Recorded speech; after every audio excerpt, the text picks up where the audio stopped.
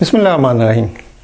Root cause analysis के लिए Pareto rules को हम पिछली वीडियो में देख चुके हैं, तो अब देखते हैं कि परेटो चार्ट क्या है और परेटो चार्ट जो है वो किस तरह से रूट कॉज एनालिसिस में हेल्पफुल होता है। तो इसके लिए आप फर्ज कर लें कि एक कोई सर्वर सेंटर है, जैसे आप समझ लें किसी मोबाइल कंपनी का सर्वर सेंटर है।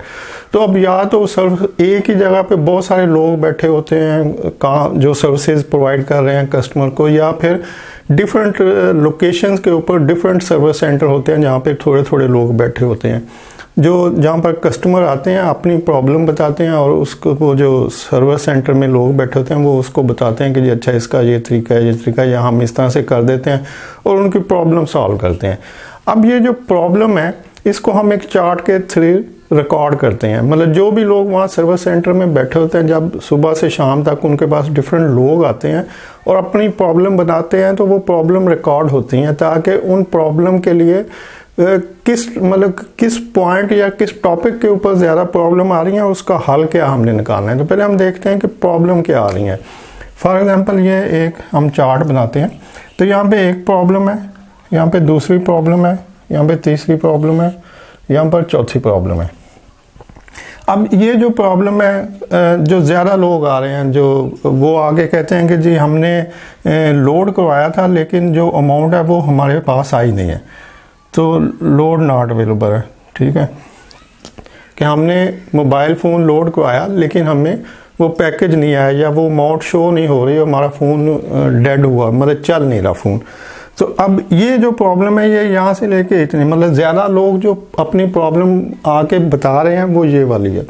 अब कुछ और लोग आ रहे हैं जिनकी प्रॉब्लम ये है, ये हो सकता है कि जी न्यू सिम है और ये एक्टिव नहीं हो रही, जबकि हमने उसके लिए जो प्रोसेस था, जो थंब इम्प्रेशन था, बायोमेट्रिक्स वगैरह, वो हमने सारा कुछ कर दिया है लेकिन सिम ऑन नहीं हो रही। तो ये एक दूसरा प्रॉब्लम है जो इतने लोगों का। एक और प्रॉब्लम आता है कि जी बिल में एरर आ गया और हमें जितना यूज़ हो रहा था या जितना हमने किया या जितना कैलकुलेशन में एरर है, कुछ ऐसे। तो ये एक बिलिंग का एरर है जो इतने लोगों का है। फिर एक और एरर आ जाता है, कुछ भी कोई XYZ आप सोच लें, इतने लोगों को ये एरर आ गया। तो जब ये सारे कंप्लेंट सुबह से शाम तक जितने लोगों को डिफरेंट टॉपिक के ऊपर थी वहाँ पे सर्विस सेंटर में, तो वो रिकॉर्ड हुई, तो उसका एक डाटा जब इकट्ठा हुआ कि हम इस डाटा की बेस पे जो रूट कॉज एनालिसिस वो करेंगे, तो वो डाटा जब हम ग्राफ में कन्वर्ट करेंगे तो हमें पता लगेगा कि टॉप ऑफ द लिस्ट जो कंप्लेंट है लोगों की, वो लोड का ना पहुंचना है कि जी लोगों ने अपने पैसे लोड करवाए, जमा करवाए, मोबाइल चार्ज करवाया, लेकिन वो उनको मिल नहीं रहा, उसको वो वहाँ पे फ़ोन पे नहीं आया। तो इस प्रॉब्लम के ज़्यादा चूँकि कंप्लेंट थे तो इसको प्रायोरिटाइज कर लिया गया कि पहले इसके लिए रूट कॉज एनालिसिस होगी, यानी वो जो मेजर प्रॉब्लम है आपकी वो हाईलाइट होगी। अगर आप इस प्रॉब्लम को पहले देखना शुरू कर दें या इस प्रॉब्लम को देखना शुरू कर दे तो ये जो लोग हैं ये डिससेटिस्फाइड रहेंगे। तो हमारा जो टारगेट है कि हमने जो प्रोडक्ट है उसको, उसकी क्वालिटी को मैक्सिमम रखना है, उसमें वेस्टेज को मिनिमम करना है, ज़ीरो करना है और मिनिमम टाइम में ये सारे प्रोसेस करके प्रॉफिटेबिलिटी की तरफ जाना है। तो अब हम अगर इसको पकड़ लेंगे तो ये जो कस्टमर्स हैं, ये डिससेटिस्फाइड कस्टमर है, ये हमारे प्रॉफिट को मिनिमाइज करेंगे, बिजनेस को लॉस में लेके जाएंगे। तो हमें जो परेटो चार्ट है वो ये बता रहा है कि आपकी जो प्रॉब्लम्स हैं 5-6 डिफरेंट टाइप की, उनमें से पहले आप इस प्रॉब्लम को पकड़ें और इसके लिए रूट कॉज एनालिसिस करें। जब ये हल हो जाएगा तो हम इसको एलिमिनेट कर देते हैं यहाँ से कि ये प्रॉब्लम ख़त्म हो गई। तो अब जो रिमेनिंग प्रॉब्लम्स बचती हैं, अब ये प्रॉब्लम जो है हमारी 80% की प्रॉब्लम है कि जिसके लिए हमने 20% सोल्यूशन निकालने हैं। तो परेटो रूल जैसे पीछे बताया था कि किसी भी प्रॉब्लम को हल करने के लिए जितनी भी हैं, जो टोटल 100% प्रॉब्लम है, अगर आप उनको 20% सोल्यूशन निकाल दें तो 80% प्रॉब्लम सॉल्व हो जाती हैं।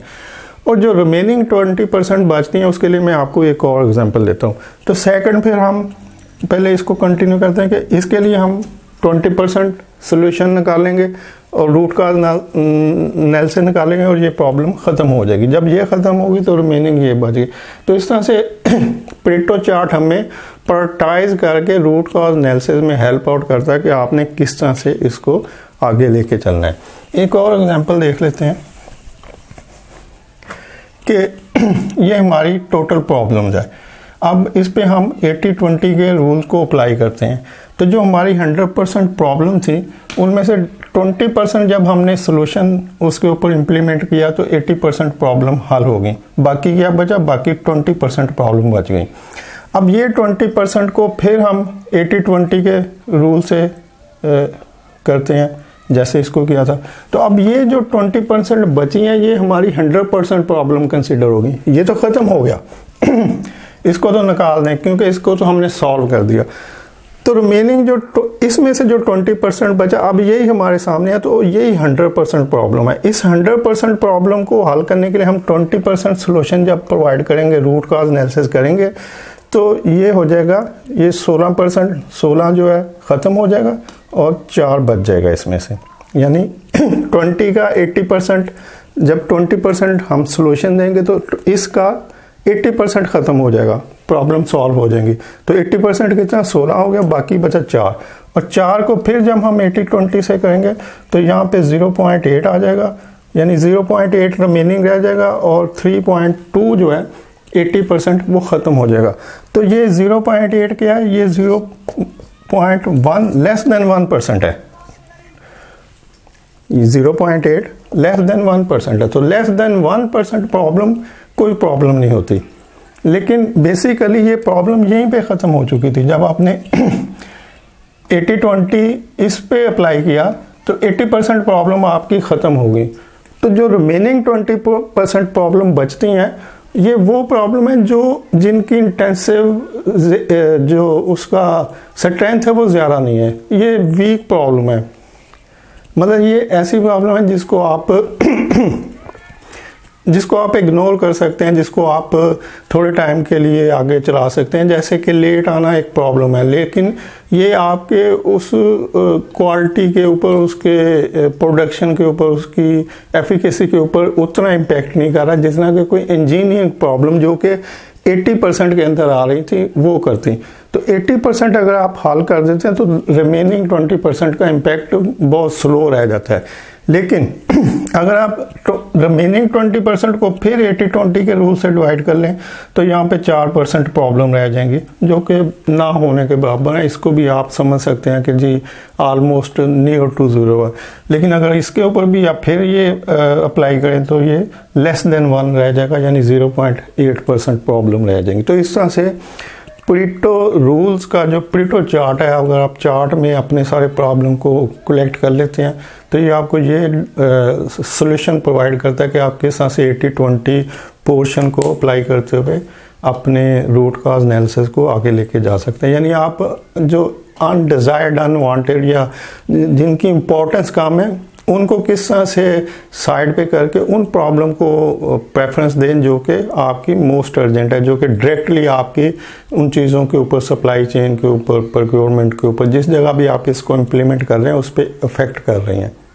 उम्मीद है इन्फॉर्मेशन पसंद आएगी। वीडियो देखने के लिए शुक्रिया। अल्लाह हाफिज़।